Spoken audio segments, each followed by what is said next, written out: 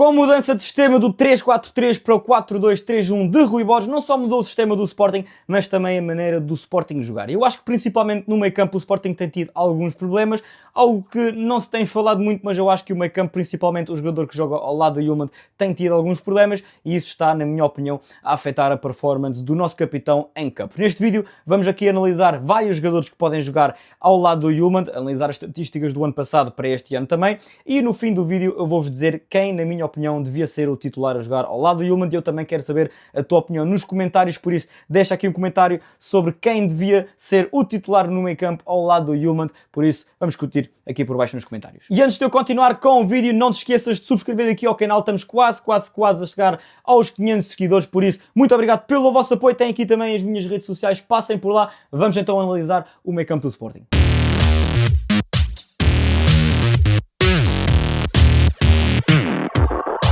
Com a mudança de sistema do Sporting para um 4-2-3-1, muda também aquilo que é a maneira do Sporting jogar no meio campo e é óbvio que o jogador que joga ao lado do Yulman vai ter muito mais responsabilidade defensiva do que no sistema do 3-4-3. Eu acho que Morita, por exemplo, tem baixado muito de rendimento comparando a última época, mas vamos aqui por partes, vamos analisar, por exemplo, o Morita, o De Bast, o Daniel Bragança, João Simões e também o Kvaratskhelia. Eu não vou aqui estar a explicar todos os números, vocês vão conseguir ver os números aqui, mas eu vou explicar-vos o porquê de eu no fim escolher aquele jogador que eu escolhi. Vamos começar pelo Morita. O Morita, o ano passado no campeonato, fez 23 jogos, marcou 2 golos e 3 assistências, e é de louvar aqui as 5 oportunidades criadas por Morita no campeonato.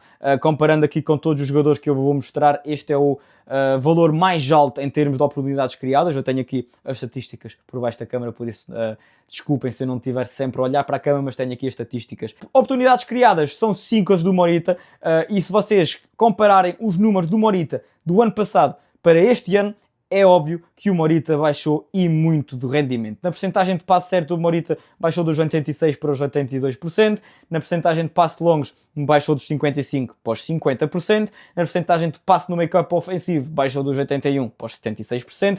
Em todas as estatísticas baixou, só não baixou no passe do make-up defensivo, em que aumentou dos 90% para os 93%, mas lá está. Em termos de defesa, o Sporting agora com o jogador que joga ao lado de Yulman vai ter muito mais responsabilidade defensiva, muito mais ações defensivas, e também aí, por exemplo, explicar o porquê do Morita ter subido dos 90% para os 93% em termos de percentagem de passe no meio campo defensivo.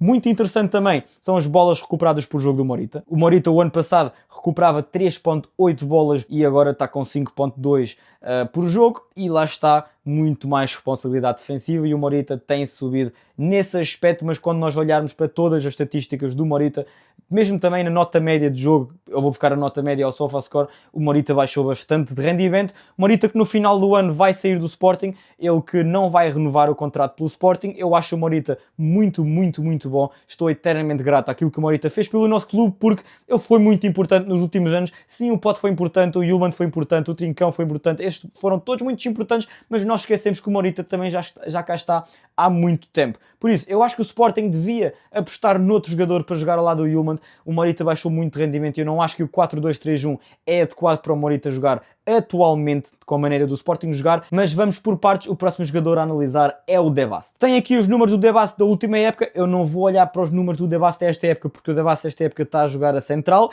Eu acredito que seja possível o De Bast voltar ao meio campo agora que o Diomandé vai voltar da lesão, mas vamos olhar então para os números do De Bast da última época. Em 38 jogos o De Bast marcou 0 golos, 3 assistências por um expected assist de 1.64. É muito bom, mas interessante ver aqui também, o De Bast criou as mesmas grandes oportunidades que o Morita, foram 5, e à partida, De Bast é um jogador mais defensivo, mas em muitas vezes conseguimos ver o De Bast ofensivamente muito forte. Eu lembro-me do gol do De Bast frente ao Lille na Liga dos Campeões, lembro-me do gol frente ao Gil Vicente, eu acho que foi na Taça de Portugal, por isso o De Bast ofensivamente também é muito forte. E eu acho que o De Bast, na minha opinião, em termos de centrais, é dos melhores do mundo a jogar com o pé. Olhamos aqui para os números do De Bast, muito interessante de ver, percentagem de passe certo de 90%, comparando com o Morita, estava com 86% este ano com 82%, o De Bast com 90%, muito bom no passe, e é aí que eu digo, o De Bast em termos de passe, em termos de bola, é o dos melhores centrais do mundo. Também temos aqui, por exemplo, a percentagem de passe no meio campo defensivo de 95%, percentagem de passe no campo ofensivo também melhor que o Morita, está em 82%. E é interessante ver os números do Debasse no campeonato. Eu gostava de ver o Debasse ao lado do Yulman, mas vamos por partes, vamos agora olhar para o Daniel Bragança. Vocês conseguem ver aqui os números do Daniel Bragança e eu fiquei surpreendido. O Daniel Bragança que... Vamos olhar para o campeonato, vamos olhar para a Liga dos Campeões. No campeonato o Bragança fez 18 jogos, fez 3 golos e 4 assistências. É incrível!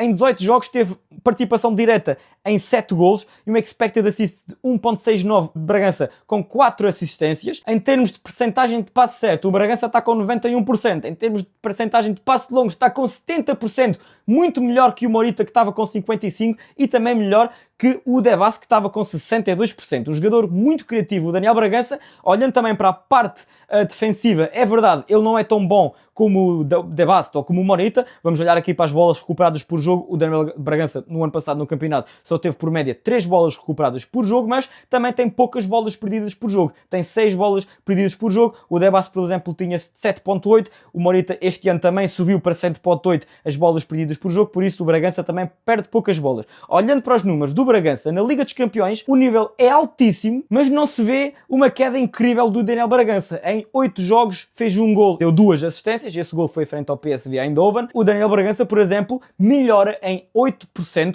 a percentagem de passe longo de 70% para 78% comparando com o campeonato. O que é que temos aqui a dizer sobre o Daniel Bragança? Em termos de criação, em termos de bola, em termos de passe, em termos de meio campo, aquilo que o Sporting precisa, em parte ofensiva, eu acho que o Bragança, sem lesões, certamente estaria à frente do Morita, porque eu acho, comparando o Morita esta época para o Daniel Bragança, aquilo que o Daniel Bragança pode fazer, o Daniel Bragança está muito melhor e eu estou para ver quando o Daniel Bragança voltar o que é que ele pode dar ao jogo do Sporting. Vamos passar então para o João Simões. O João Simões, que é um jogador que muitos têm falado para ser o titular do Sporting ao lado do Yulman. Vamos então olhar para os números do João Simões. O ano passado ele no campeonato fez 9 jogos, marcou um gol. Eu não lembro muito bem quem é que era o adversário nesse jogo, mas eu lembro-me que o João Simões até chorou depois do gol. Olhando aqui para os números do João Simões, são muito interessantes. O João Simões tem a melhor percentagem de passe certo por jogo, com 93%, muito alto. Tem também a melhor percentagem de passes longos por jogo, de 80%.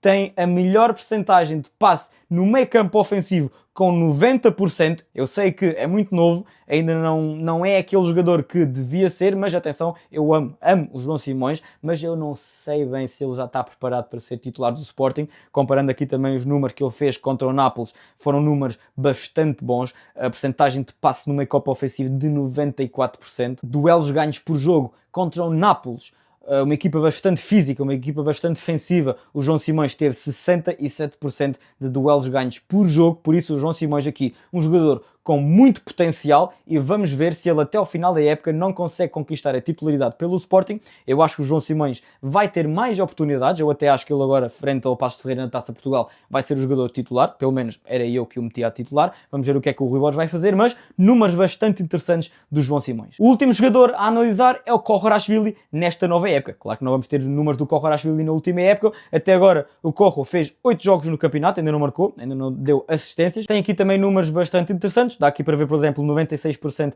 em termos de percentagem de passe no meio campo defensivo, 93% em termos de percentagem de passe certo. Por isso, é um jogador que, em termos criativos, é bom, mas eu acho que não é aquilo que o Sporting precisa lá do Yulman. Eu acho que o Koharashvili tem que aprender muito em termos de progressão com bola, distribuição de jogo. Eu acho que é um jogador muito vertical. Vamos olhar aqui para a percentagem de passes longos. Ele está com 75%, o que é também uma percentagem muito boa para passos longos. Eu acho que o Koharashvili, se quer ser titular do Sporting ao lado do Yulman, vai ter que melhorar muito em termos de progressão de bola, distribuição de jogo. Se ele conseguir melhorar isso, acho que é uma oportunidade válida para o Koharashvili jogar ao lado do Yulman. Então, afinal, a meu ver, quem é o jogador que devia jogar ao lado do Yulman a titular? É muito fácil. Com o Diomandé a voltar de lesão, o Diomandé vai ser o titular ao lado do Gonçalo Inácio, e com a qualidade que o Debasse tem, a meu ver, o Debasse não pode ficar no banco. Por isso eu gostava muito de ver o Debasse a jogar ao lado do Yulman, porque o Debasse traz duas partes. Traz a parte defensiva e também traz a parte ofensiva. E comparando com os números, por exemplo, do Morita,